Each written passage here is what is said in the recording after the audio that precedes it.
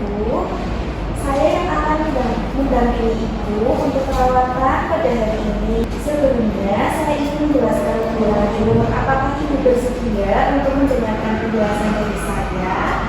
Iya, bersedia, Sis. Terima kasih ya Ibu. Saya menghargai kesediaan Ibu dan dari hasil pemeriksaan atau hasil pengkajian kami, Ibu saat ini sedang hamil 7 bulan. Biasanya kondisi ini disebut dengan hiperemesis gravidarum.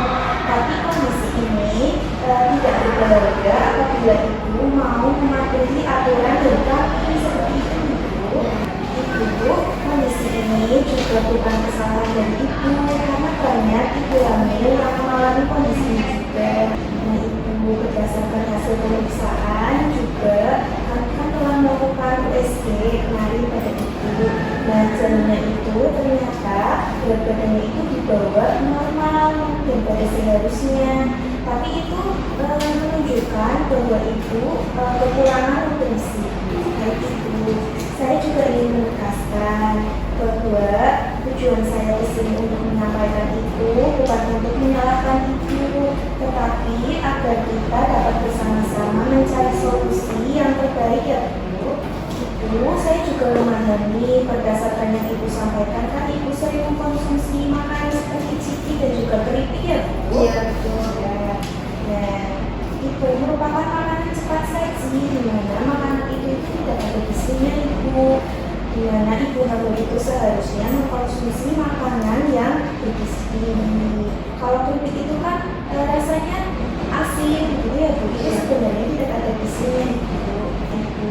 Janin itu sebetulnya itu nutrisinya itu tergantung dengan apa yang dimakan Ibu. Karena Ibunya itu makannya kebanyakan keripik dan juga ciki, maka bayinya itu kekurangan nutrisi sehingga ketika di PSG kemarin hasilnya itu berat badannya di bawah normal daripada seharusnya.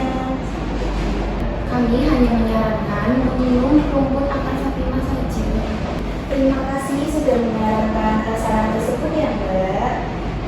Saya memahami bahwa saran itu diberikan karena keluarga juga ingin kebaikan dari ibunya sendiri. Namun saya perlu menyampaikan dengan jujur dan terbuka bahwa mengkonsumsi rumput akar Fatimah itu pada usia kehamilan 7 bulan seperti ibunya ini itu tidak disarankan Bu.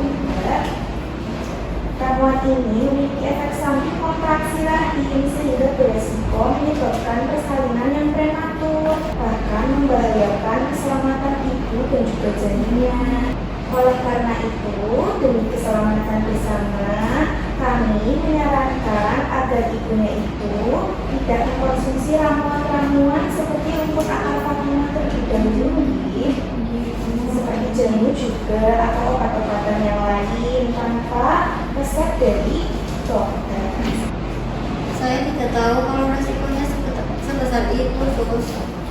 Tidak apa-apa Bu, banyak informasi di masyarakat yang percaya secara turun-temurun. Tugas kami adalah membantu Ibu supaya memilah mana yang aman dan mana yang bisa membahayakan. Mulai sekarang fokus kita adalah memperbaiki asupan gizi Ibu ya. Secara berlembaran, kami akan membantu Ibu memilih makanan dengan porsi kecil tetapi sering, misalkan nasi tim, sup, telur, tahu, tempe, buah, dan susu untuk Ibu hamil agar kebutuhan nutrisi tetap terpenuhi tanpa membuat Ibu merasa muak. Selain itu, kami akan membantu memantau kondisi Ibu secara berkala, termasuk berat badan Ibu dan perkembangan janin, untuk memastikan bahwa upaya yang kita lakukan memberikan hasil yang maksimal. Saya sangat menghargai kerjasama Ibu dan keluarga ini. Kehamilan adalah proses yang membutuhkan dukungan dari banyak pihak, dan kami di sini siap mendampingi Ibu sampai kondisi Ibu dan bayi menjadi lebih baik.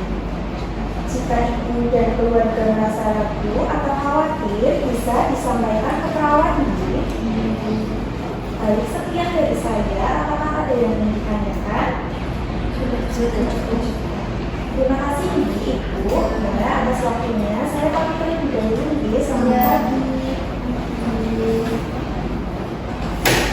Makasih ya, Sus. Ya. Baik, di sini saya akan menjelaskan mengenai teknik komunikasi dan juga hambatan pada kasus tersebut. Teknik komunikasi yang digunakan antara lain empati, validasi perasaan, klarifikasi, memberi informasi, edukasi kesehatan, memberi dukungan, dan menawarkan bantuan.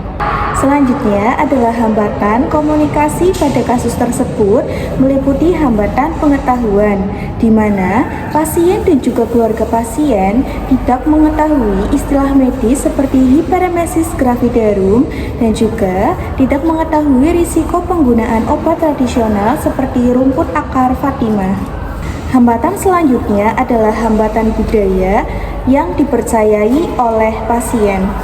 Pasien dan keluarga memiliki kepercayaan bahwa dengan mengkonsumsi rumput akar Fatimah dapat meredakan gejala-gejala dari hiperemesis gravidarum, di mana hambatan ini bertentangan dengan kondisi medis yang dialami oleh pasien dan juga berpotensi menimbulkan risiko yang berbahaya. Hambatan selanjutnya adalah hambatan emosional pasien, di mana pasien memiliki emosi yang tidak stabil seperti terjadinya kecemasan sehingga mempengaruhi daya tangkap pasien dalam diberikan edukasi oleh perawat. Sekian video dari saya, kurang lebihnya mohon maaf. Saya akhiri, wassalamualaikum warahmatullahi wabarakatuh.